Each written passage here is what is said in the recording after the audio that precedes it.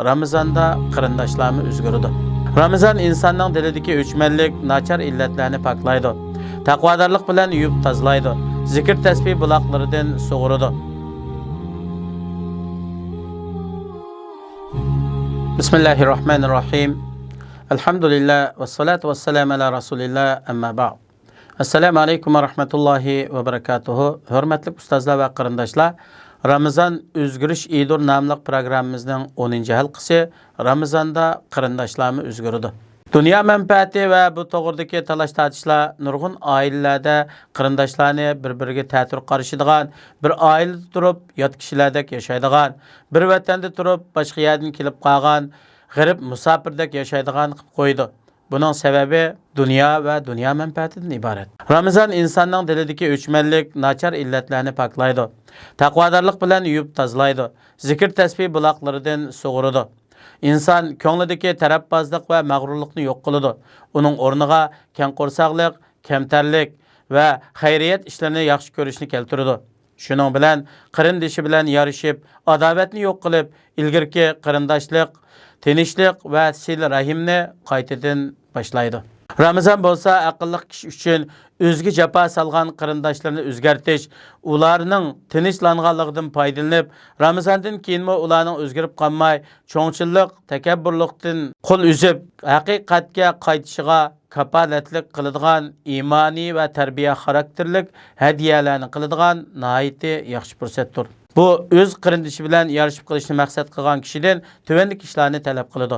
Birinchisi, Ramazon oyining kirganligini tabriklab, o'zining bu qarindoshiga telefon qilish yoki uchur yo'llash.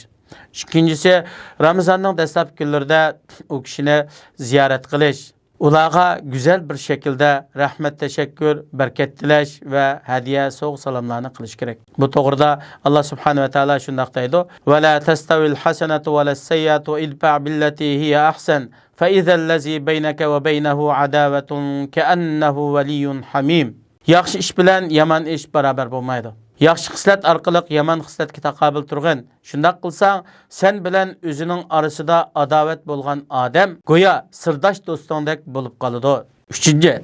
Oila munosabatini yaxshilash va qarindoshlik aloqasini kuchaytirish uchun u kishini uyiga iftorga da'vat qilish yoki oilacha biror istirohat o'rinlariga iftorga da'vat qilish.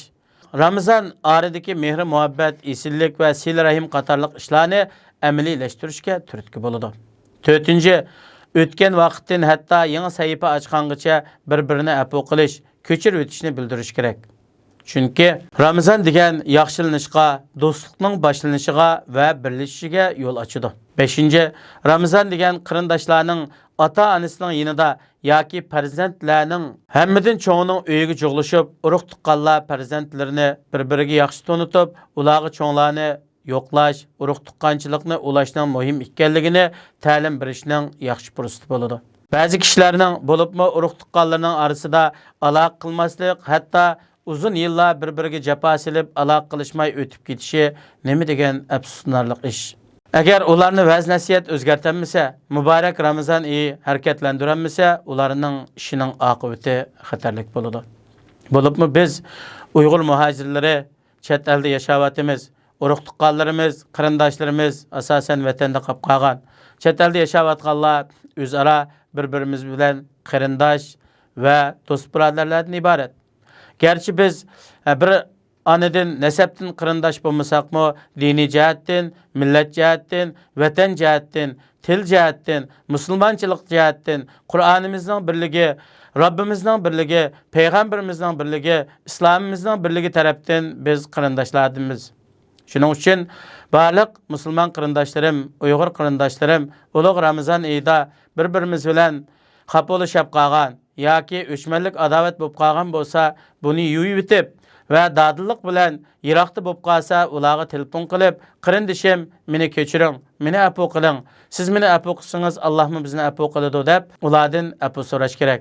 Bu orqali keyingi hayotimizni go'zal shaklda ve dini qarindoshlar, milliy qarindoshlar, vatandosh qarindoshlar inoq ittifoq bo'lgan holatda o'tkazishga turtki bo'ladi. Payg'ambar alayhisalom mundaq degan: "Ey insonlar, salomni oshkor qilinglar, ehtiyojli kishilarga yemak ichmak beringlar, sil rahimni ulanglar, kishilar uxlayotganda kechida qo'pab namoz o'qinglar.